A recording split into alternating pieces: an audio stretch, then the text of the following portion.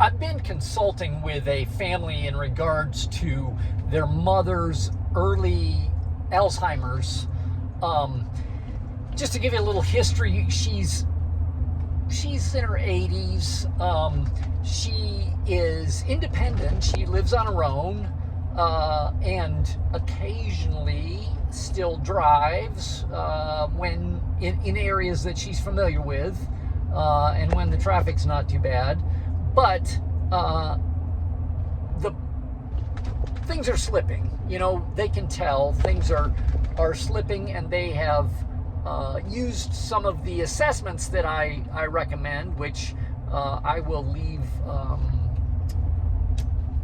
links to those in the comments section, so that you can go ahead and take a look at those yourself and use those. They're very simple, very easy, but they actually give you a really good idea of what's going on. Anyway, that being said, things are getting a little bit worse, but you know, this lady can carry on a conversation. She knows all her kids.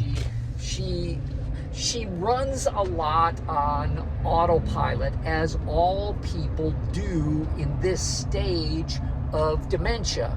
I've done it this way my entire life, and I know how to do it, and it's ingrained in me, and I just keep doing it. And there is part of the big problem in this lady's case. She's healthy enough and cognitive enough to live on her own, but she's not healthy enough mentally, not cognitive enough to make needed changes to help her. Implementing some vitamins and nutrition is something that is probably doable, but diet changes are just almost off the table. The family consulted with me, and then kind of saw how things went and that sort of thing. And basically, when they would go out to eat with their mother, none of the changes diet-wise that I recommended were being implemented with what she ordered. That being said, the last time I consulted with her, she just says to me, she says, just give me the pill. Just tell me what pill to take, what vitamin to take care of this problem. And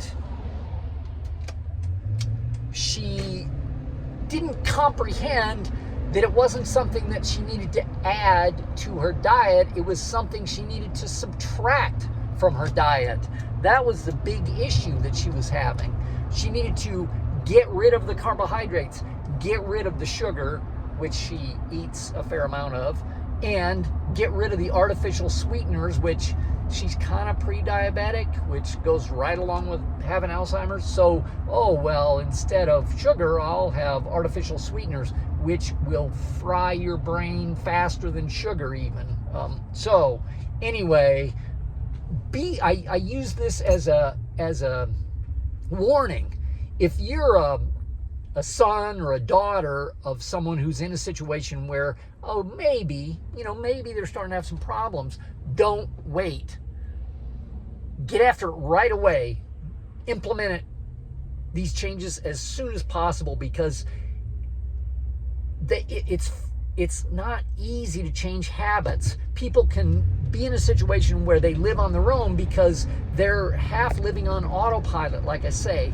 So if you don't help them make changes, and if this woman lived with one of her kids and the kid was committed, it probably wouldn't be that hard, really, other than, oh my goodness, whining around about not having the foods they love.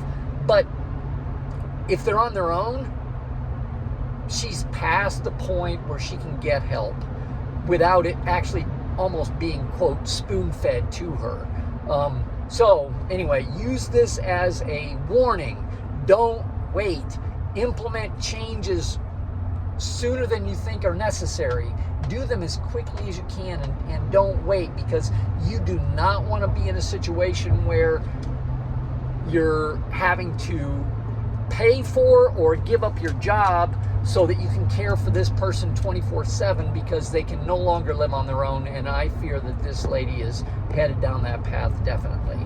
anyway, if you need some help with this, if you have a family member or yourself, you're like, oh, I can see things aren't quite what they should be, I am here to help you. I have a whole system that you can use to implement at home, step by step by step on how to do it, and it works really, really well if you do it. It really does. So anyway, give me a call or set up a time, and I'd be happy to talk to you, and good luck.